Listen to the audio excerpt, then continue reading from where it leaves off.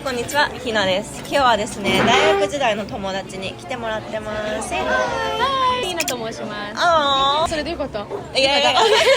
I was not expecting you to introduce yourself in Japanese. We're here at Aloha Kitchen. We're having some brunch. I feel like this is our first time eating together, like just alone. Yeah. Karina and I met in college. I joined the fraternity she was in.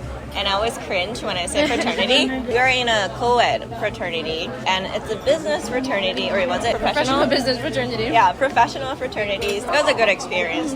So for those who don't know what Greek life is, in the US there's a student organization called fraternities or sororities. So fraternity is usually for guys and sorority is for girls, but there are a few co-ed fraternities, so both men and women can join. It's like a invitation only club. You have to have someone that likes you in the club in order to get in. Someone has to choose you. Anyways, so that's how we met.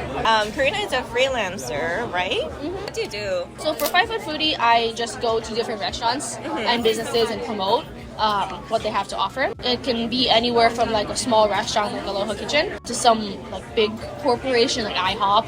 Sushi.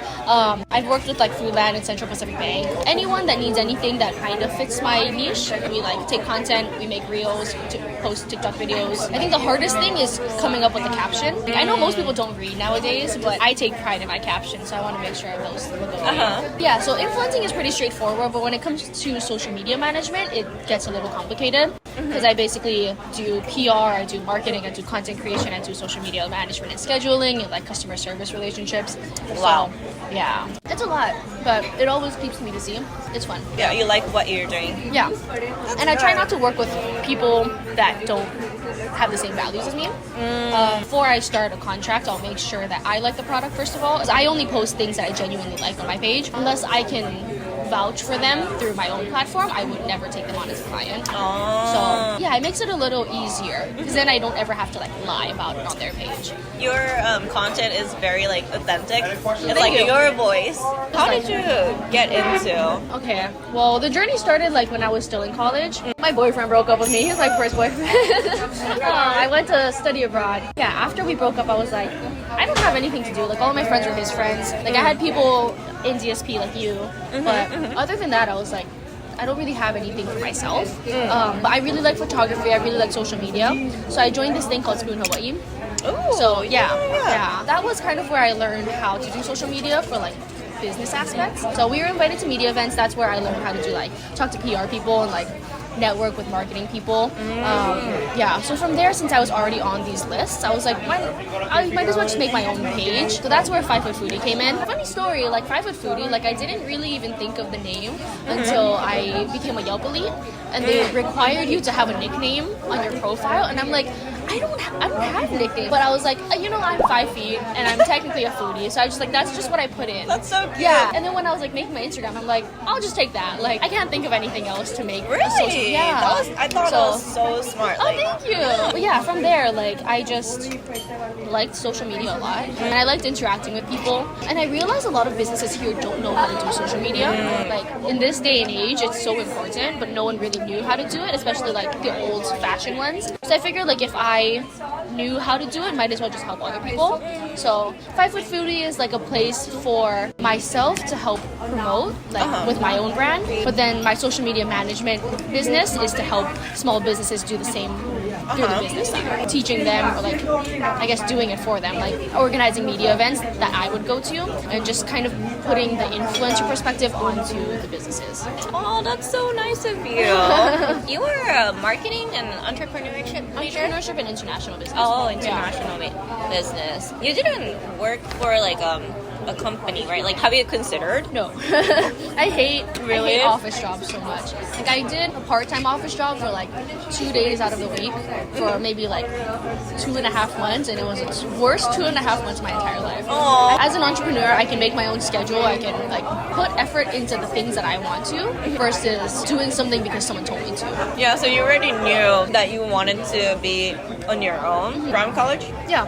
My original goal was to become a pastry chef and open up a bakery, but be my own boss of the bakery. So even though that shifted in the sense of I'm not making food, I'm presenting food now, it's still the same.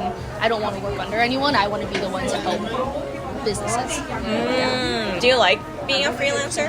Yeah, it gives me a lot more freedom, and it also helps me with my time management, because there are, like how I was telling you, I have like 6 shoots tomorrow. I have to be the one to make sure that I'm on top of it. Like, there's been times where I double booked myself, where I'm like, I had a media event, but someone also asked me to do a shoot, and like I have to choose which one. So to prevent that, it's like I have to stay on top of things. Right. It gives me the discipline that I think I really needed from the beginning, which is nice. Are there times where you feel like you don't like freelancing? All the time. It's so much stress. Just as much as I like making my own schedule, I also wish sometimes there was someone to tell me what to do. Because it's hard to constantly like, okay, now I have to do this, now I have to do this, now I have to see this person. Coming up with strategies for every single one of my clients is just so hard. Did college education help you to get where you are? Well, I don't think I learned anything from Shiner classes, if I'm being honest. I learned how to do the work, but I don't think I retained any of the actual information, which I think is fine. I feel like college is a place to learn skills, not learn content. Yeah, none of the classes that I took ever helped me. Like I still don't know how to do my own bookkeeping. I don't know how to do accounting. I don't know how to do finances. Even though we took classes. Yeah.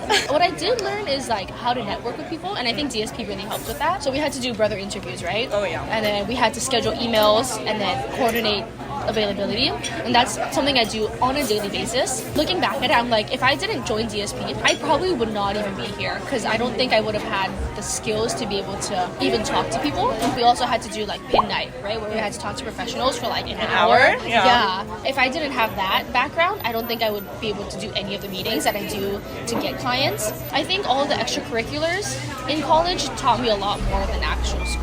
If that makes sense. Do you have any advice for like people who are wanting to be a freelancer? I think my biggest advice would be like find your own voice. So at first when I started, I was like, I'm just gonna do it for fun.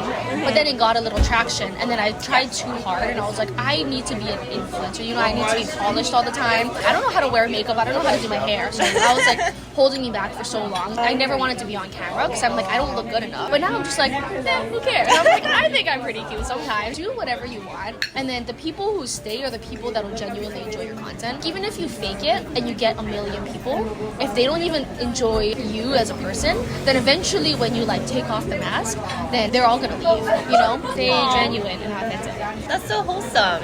It was just so funny because I started off as a full-time employee, and then I'm like trying to be a freelancer, and you were already doing it from the start, and I was like, wow. It took me a lot of courage to quit my job. Yeah, definitely. Yeah, but I'm like, wait, Karina's already doing it, like how? It does take a lot of courage to quit and to start something new. Yeah. Having a full-time job is just so secure, but you don't get the freedom that you want. You don't want to just be tied down to. Like even if you were in marketing, like I'm sure there's a lot of creative aspects for that, but it's not what you want to do. You know, like you don't have a say in like, oh, I don't want this client, I want that one. It's like you can't really choose, right? They just give it to you. Well, I guess like freelancing has stressful moments, but overall it's like worth it, in your opinion? Definitely worth it, because you get to have your freedom. You get to be as creative as you want. It doesn't even have to be like content creation, basically. Like I feel like it's so liberating, especially for people our age. Our parents grew up working like 9 to 5 in an office, like building your way up the corporate ladder. I knew I never wanted to do that. So I think being able to finally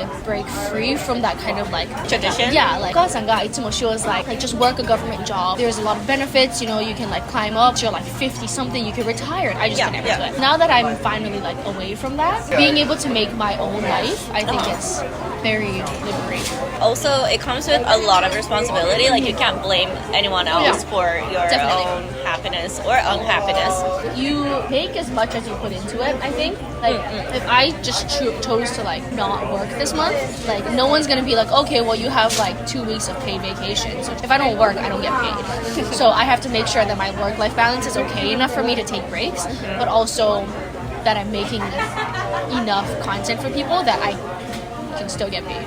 Yeah, you know? yeah. Oh, thank you for joining me. It was nice talking to you about freelancing. That was my interview with Karina. Thank you so much for watching till the end. I'm gonna link Karina's Instagram, YouTube, and TikTok in the description below, so go give her a follow, and don't forget to subscribe and give this video a thumbs up, and I'll see you in the next video.